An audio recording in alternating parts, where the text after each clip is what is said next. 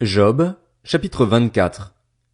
Pourquoi le Tout-Puissant ne réserve-t-il pas des temps pour le jugement et pourquoi ceux qui le connaissent ne voient-ils pas les jours de son intervention?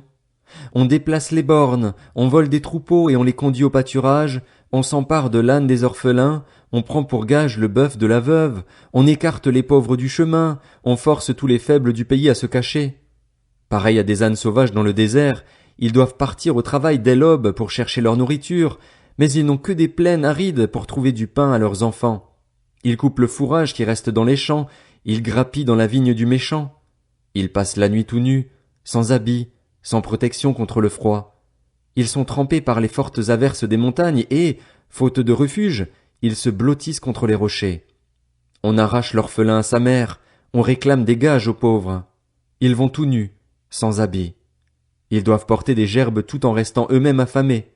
Ils font de l'huile dans les domaines des riches, ils écrasent le raisin au pressoir, et pourtant ils restent assoiffés. De la ville montent les soupirs de la population, les blessés appellent au secours. Et Dieu ne prête pas attention à ces actes écœurants. D'autres se révoltent contre la lumière, ils ignorent ses voies, ils ne s'attachent pas à ses sentiers. L'assassin se lève avec la lumière, il tue le malheureux et le pauvre, et pendant la nuit il se mue en voleur. L'œil de l'homme adultère guette le crépuscule. Personne ne me verra, se dit-il, et il met un voile sur son visage. La nuit, ils forcent les maisons, le jour, ils se tiennent enfermés, ils ne connaissent pas la lumière. C'est que pour eux tous, le matin est synonyme d'ombre de la mort. Ils n'ignorent pas les terreurs de l'ombre de la mort. Pourtant, d'après vous, le méchant serait tout léger à la surface de l'eau, il n'aurait droit sur la terre qu'à une part maudite et ne prendrait jamais le chemin des vignes. Tout comme la sécheresse et la chaleur absorbent la fonte de la neige, le séjour des morts engloutirait ceux qui pêchent. Le ventre de sa mère oublierait l'homme injuste, les vers feraient leur délice de lui. On ne se souviendrait plus de lui, il serait brisé comme un arbre, lui qui dépouille la femme stérile, sans enfant, lui qui ne traite pas bien la veuve. Non, Dieu prolonge par sa force les jours des tyrans, et les voilà debout quand ils ne comptaient plus sur la vie. Il leur permet de vivre en sécurité et ils en profitent, mais ils surveillent leur conduite. Ils se sont élevés quelque temps, mais ils ne sont plus là. Ils s'effondrent et sont fauchés comme tous les autres, ils sont coupés comme la tête d'un épi. Si tel n'est pas le cas, qui pourra prouver que je mens et réduire à néant mes affirmations? Job, chapitre 25. Bildad de Shuar prit la parole et dit: Dieu exerce la domination et la terreur, il fait régner la paix dans les lieux célestes. Ses troupes sont innombrables. Sur qui sa lumière ne se lève-t-elle pas? Comment un homme pourrait-il être juste devant Dieu? Comment celui qui est né d'une femme pourrait-il être pur? Même la lune n'est pas brillante et les étoiles ne sont pas pures à ses yeux. Ce sera d'autant moins le cas de l'homme, ce ver, de l'être humain, cette larve. Job, chapitre 26.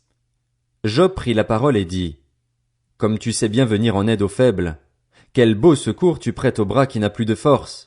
Comme tu sais bien conseiller celui qui manque de sagesse, quel grand discernement tu fais apparaître.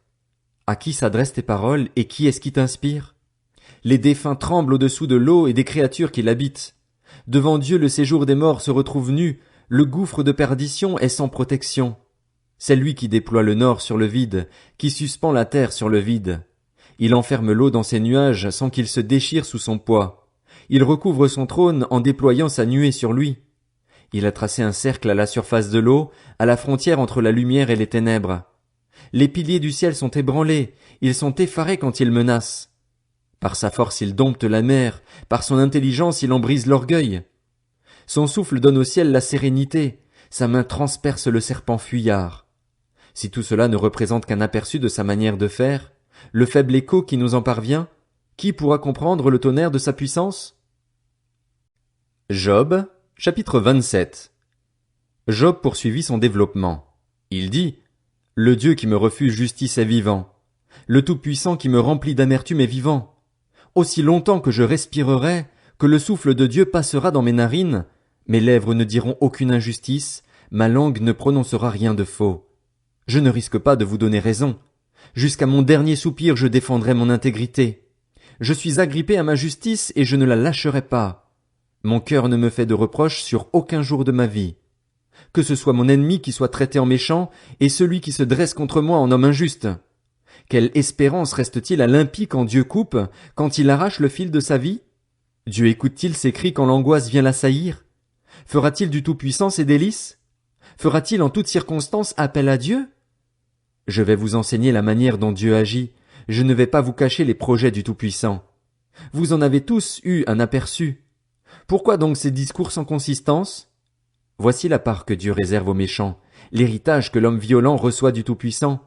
S'il a de nombreux fils, ce sera pour l'épée, et ses rejetons manqueront de pain. Les survivants seront ensevelis par la mort sans que leurs veuves ne les pleurent. Il aura beau amasser l'argent comme la poussière, accumuler des vêtements comme de la boue, il les accumulera, mais c'est le juste qui les enfilera, c'est l'innocent qui jouira de son argent. Il s'est construit une maison, mais elle est aussi fragile que celle de la teigne, pareille à la cabane que se fait un gardien. Il se couchera riche, mais ce n'est pas ainsi qu'il sera enseveli. Il ouvre les yeux et tout a disparu. Les terreurs le surprennent comme de l'eau, une tempête l'emporte en pleine nuit.